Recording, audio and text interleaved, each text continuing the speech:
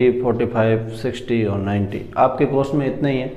बाकी इससे छोटे एंगल नहीं आएंगे, 15 डिग्री के इस तरीके के नहीं आएंगे।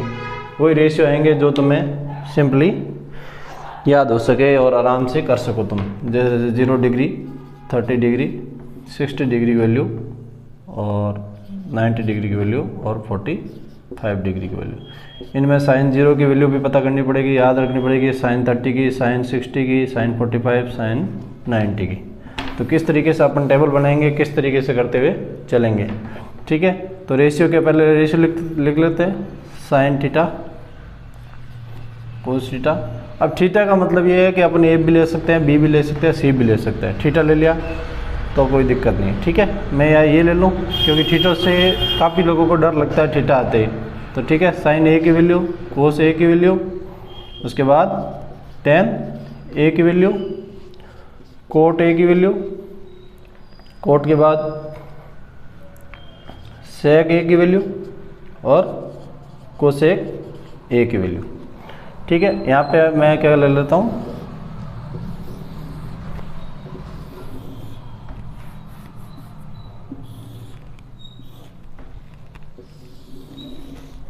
पूरी टेबल ही बना देता हूँ बस।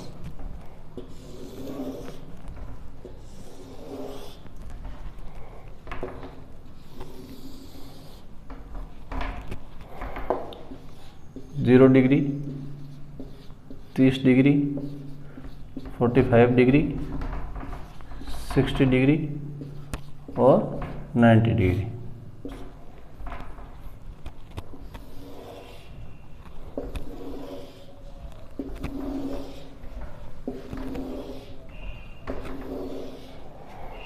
अब देखिए दोस्तों, अपने को साइन की तो वैल्यू पता करनी, याद रखनी ही पड़ेगी।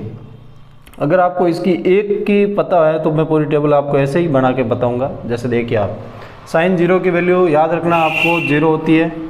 साइन 30 की वैल्यू 1/2 होती है, याद रखनी है आपको। साइन 45 की वैल्यू 1/√2 होती है, याद रखनी है।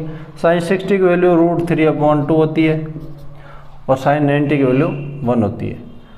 एक चीज़ हमेशा ध्यान रखना, अगर आप ये चीज़ याद रख लोगे साइन 0 की वैल्यू 0 होती है तो आप आगे के अपन गैस कर सकते हैं। जैसे 45 30 आया, थोड़ा सा बड़ा वैल्यू आएगी 1/2, उससे थोड़ा सा आगे जाएंगे तो 45 थोड़ा सा बड़ी वैल्यू आएगी। उसके बाद 60 डिग्री जाओगे, थोड़ा सा इससे बड़ा √3/2 थोड़ी बड़ी, और 90 यानी कि 1 आएगा कंप्लीट। तो एक फर्स्ट और लास्ट याद कर लोगे तो ऑटोमेटिक ये रेशियो का आइडिया लग जाएगा। जैसे साइन 30 है, थोड़ा छोटा एंगल तो 1/2 आएगा। साइन 60 है, थोड़ा बड़ा तो √3/2 आएगा। इस तरीके से आपको ये ट्रिक याद रखना। उसके बाद में इसका वाइस वर्सा होता है। अगर साइन की लिख दी तो टेबल वापस से, यहाँ ये 1 है तो वो क्या हो जाएगा, इधर आ जाएगा, ठीक है। अपोजिट से ऐसे ऐसे क्रॉस लिखते जाएंगे। ये 1 है, इधर आ जाएगा, 3/2 है, यहाँ आ जाएगा, 1/2 1, 1/2 इधर, 0 इधर। तो देखिए उधर पीछे से शुरू करते हैं तो यहाँ 1 आ गया, यहाँ 3/2 आ गया, ये 1/2 आ गया वापस, और फिर 1/2 आ गया, और ये 0 इधर आ गया। अब होता क्या है, tan की वैल्यू पता करनी है। tan होता क्या है actually, sine upon cos theta, sine theta upon cos theta. ये मैंने कल बताया रेशियो में। tan a की वैल्यू होती है sine a upon cos a। तो इसमें साइन a की वैल्यू कितनी है, 0 है। 0 के अंदर किसी भी संख्या का भाग देने से वो 0 ही बन जाता है, चाहे 1000 का दो, लाख का दो, 2 लाख का दो। 0 के अंदर किसी संख्या का भाग दोगे आप जैसे, तो उसका 0 ही होगा। फिर इसके अंदर इसका भाग देंगे तो 1/2/√3/2, 2 से 2 कट गया, कितना बच गया, 1/√3। इसको इसके भाग दिया, सेम है तो कितना बच गया, 1। इसमें इसका भाग दिया, 2 से 2 कट गया, कितना बच गया, √3। अब ये चीज़ देखिए, 1 के अंदर 0 का भाग दे रहा है। अगर किसी भी नंबर में अगर 0 का भाग आपने दे दिया है तो वो नॉट डिफाइन, यानी कि कोई नंबर ही नहीं है, ऐसा कोई बना नहीं है। जो नंबर 0 से डिवाइड होते ही कोई नंबर नहीं बनता, उसको अपन डिनोट कैसे करेंगे, इनफाइनाइट से, यानी कि इस साइन से अपन डिनोट कर देंगे, ठीक है। वापस tan होता है कोट के रिलेशन में, तो वापस से इनफाइनाइट इधर आ जाएगा, फिर वापस रिवर्स लिख दो, 1/√3, और ये कितना आ गया, 0 का 0, ठीक है। यहाँ तक कोई दिक्कत नहीं है। उसके बाद में आगे देखिए, सेक ए क्या होता है, किसके साथ रिलेशन होता है इसका, कोस ए के अंदर। कोस ए का इन्वर्स होता है सेक ए, इनकी तो कोस ए पे चले जाए अपन, इसका इन्वर्स करते हैं 1/1 कितना 1 ही होगा, इसका 1/√3/2 2/√3 हो जाएगा, इसका इन्वर्स कितना हो जाएगा √2, इसका इन्वर्स 1/1 तो 2, इसका इन्वर्स करेंगे तो क्या आएगा 1/0 वापस क्या हो जाएगा इनफाइनाइट हो जाएगा। फिर वापस से इसको उल्टा रिवर्स लिख दो,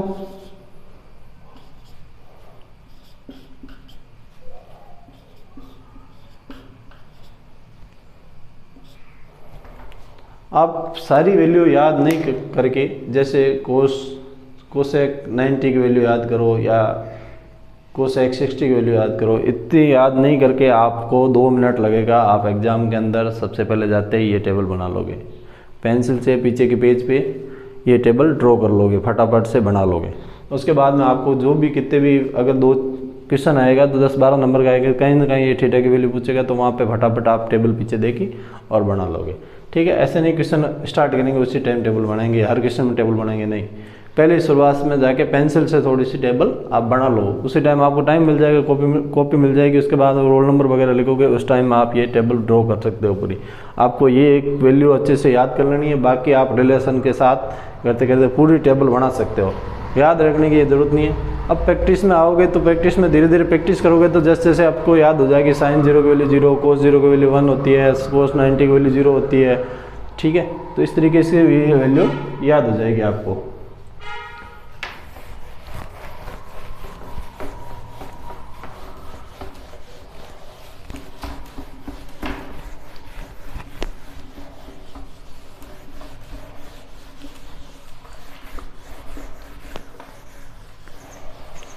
अब एक चीज़ और बता देता हूँ, sin 90 minus theta is equal to होता है cos थीटा। ठीक है, cos 90 minus theta is equal to होता है sin थीटा। इसी तरीके से tan 90 माइनस थीटा होता है cot थीटा, कोट 90 माइनस थीटा होता है tan थीटा। और इसी तरीके से कोसेक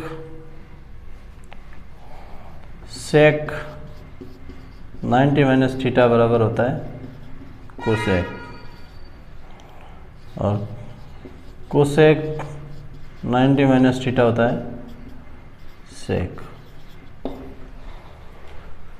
अब एक्चुअली होता क्या है कि इसमें क्या है कि ये कॉम्प्लीमेंट्री एंगल है। कॉम्प्लीमेंट्री एंगल का मतलब होता है इन दोनों का थीटा का सम कितना होना चाहिए 90 डिग्री या 90 डिग्री से कम, तो वो क्या माने जाते हैं कॉम्प्लीमेंट्री माने जाते हैं। क्या कौन से एंगल माने जाते हैं कॉम्प्लीमेंट्री। ठीक है, तो इनका रेशियो थोड़ा कहीं यूज आएगा नहीं, बहुत कम यूज आएगा, अपने याद रख लेना, क्योंकि अपने टेबल में ये यूज़ करते हैं। इन्वर्स किया था, इन्वर्स करने का मतलब यही होता है कि अपन साइन थीटा, साइन अपन ले रहे हैं ए, साइन ले रहे हैं 30, तो उसके अपोजिट क्या हो जाएगा कोस 90 माइनस 30। तो साइन 30 की वैल्यू है वो कोस 60 की वैल्यू के बराबर होगी। यही चीज़ बोला था अपन ने, इसी चीज़ को यही बोला था। तो साइन 30 की वैल्यू कितनी आई थी अपने पास 1/2, और कोस 60 की वैल्यू कितनी आई थी 1/2। क्या ये बराबर है दोनों? बस तो बात ख़त्म। यही चीज़ इसमें समझाने की कोशिश कर रहा है। ठीक है, अब ये चीज़ समझ में आ गई। जैसे अपन साइन ठीक है थीटा की वैल्यू ले लेते हैं 60 डिग्री, या अपन ले लेते हैं 0 डिग्री, तो ये किसके बराबर होगा?